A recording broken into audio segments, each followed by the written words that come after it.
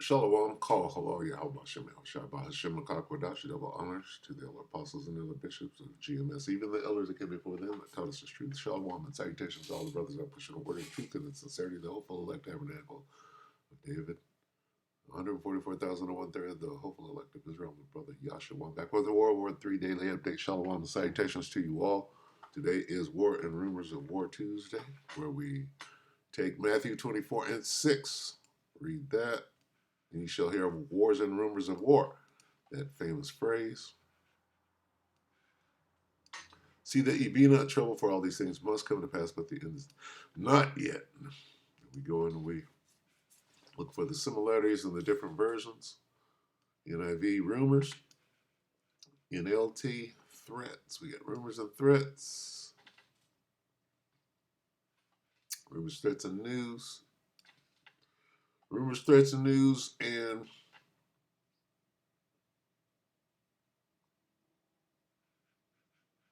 reports. Let's get a report from Scott Ritter and Nima. Nima. Yes, Nima. That's what your boy Pablo Escobar. What's his name? Pablo, what's his name? Escobar. Petey Wheatstraw. Dialogue works. This is going on right now. And he just started. You know what? Scott Ritter is back. He said some shit yesterday. Right? He was scared somebody scared the shit out of him. He's back now. He's back telling the truth. They're about to kill him. Scott Ritter, Trump strikes back, Iran defiant, Yemen and Russia hold the line. Go. Boxing America into this corner where the only alternative for the United States was a war, which, if we were going to win, would require the use of nuclear weapons, which would make us a global pariah. I think Donald Trump finally woke up to the fact that he didn't want to be a global pariah, and that's why he softened his stance.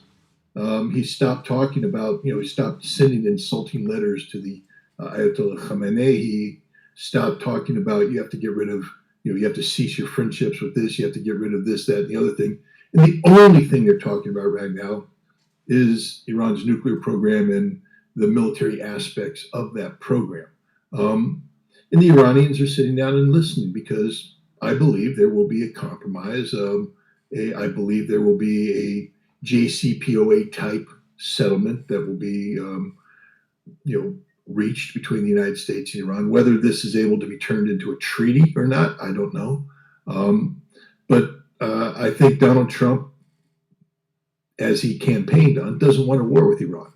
The fact that he announced the departure of Steve Witkoff to Oman in the presence of Benjamin Netanyahu, who'd flown to the United States to get the United States to bomb Iran, shows you where Trump's heart is on this one. He doesn't want a war with Iran.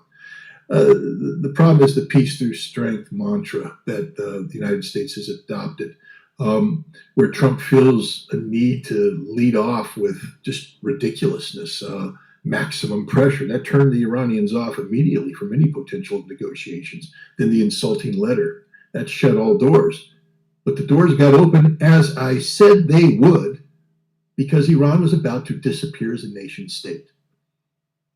And I think the Iranians understood that the United States was boxed into a corner, just like the Obama administration had been boxed in 2014, if you recall, where Obama had bought into the Israeli notion of not one spinning centrifuge.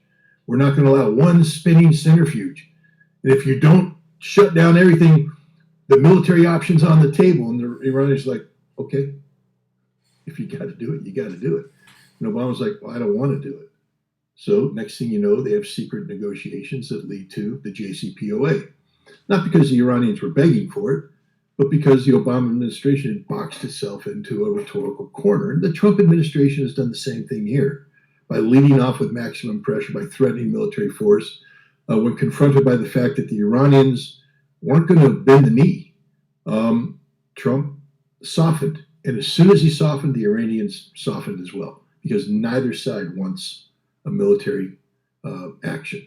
And so we've gone down the only path available. There is no other path. Stop fantasizing about Iranian nuclear weapons and an Iranian nuclear deterrent. It will never, ever, ever, ever, ever, ever happen. Never. It can't happen. It won't be allowed to happen. The Iranians don't want it. They don't need it. And the United States won't allow it. It would be immediate nation termination event for Iran. One that might actually reduce the pariah status for the United States, because the United States will say Iran has no right to a nuclear weapon, and and therefore military action is legitimate. But thankfully, right now, we're not engaged in that kind of discussion. Of course we are lying. Who's lying? The Persians are liars. The Edomites are liars. Okay? Ever heard of the Medo-Persian Empire? Right? Who had us in captivity? Anyway, that's enough. Just a fucking circle until they really start shooting at each other, which is any day now. Actually, this is going to break down Trump Strikes Back. What's going on right now is they're holding these bullshit talks as though that's going to stop any action forthcoming, and it's not. Okay, both of these motherfuckers got plans to strike each other. Got a preliminary strike. What do they call it? Preemptive. Both of them have a preemptive strike that is ready. Both of them are prepared to go to war. Both of them have nuclear weapons, or at least weapons at their disposal. Don't be stupid. Scott is talking a bunch of bullshit. He don't know what he's saying, right? You believe that the Persians don't have a fucking nuke, you're stupid. If you don't believe that Russia don't have them over there already, you're stupid. Well, how do you know? How do you know? Prove it on the way out.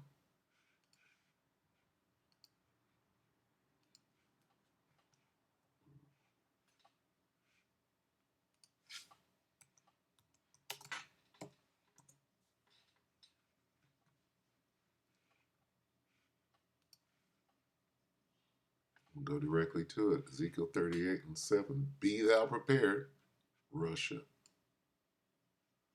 and prepare for thyself, Russia, thou, Russia, and all thy company that are assembled unto thee, including Persia. They have nukes. If you don't understand this, what does it mean to be prepared? It means be prepared to win. How? Well, we got nukes. Prepare for thyself and make sure that everybody else has what you have.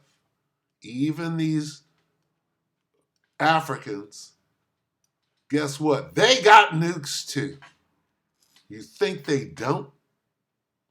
Well, Africans don't have. Yes, they do. It says so right here. Be thou prepared, Russia. Be prepared. What does it mean, be prepared? Be ready. What do you mean to be ready? Have everything you fucking need. You be ready.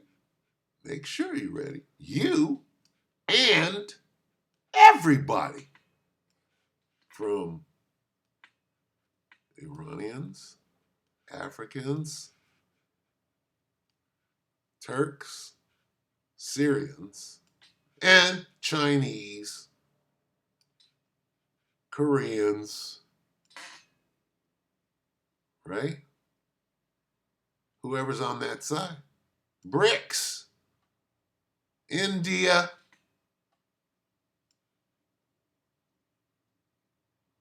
South Africa, whatever. Whoever's on that, all. What does that say? All his bands. And everybody on that side. Be prepared. You have everything you need. And prepare for yourself. You and all.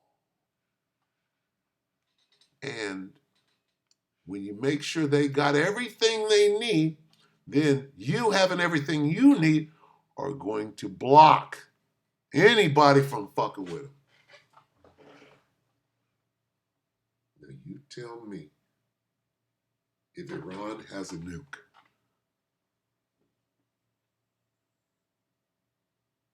Does Iran have a nuke? It says right here that they do.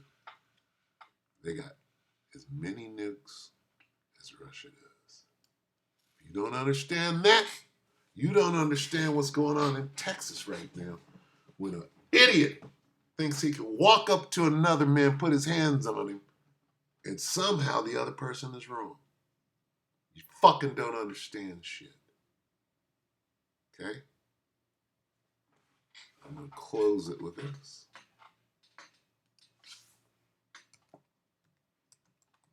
This is the closer. This is a closer right here. 1 Corinthians 2:14. But the natural man receiveth not the things of the Spirit of the Most High, for they are foolishness unto him. Neither can he know them because they are spiritually discerned. Shalom.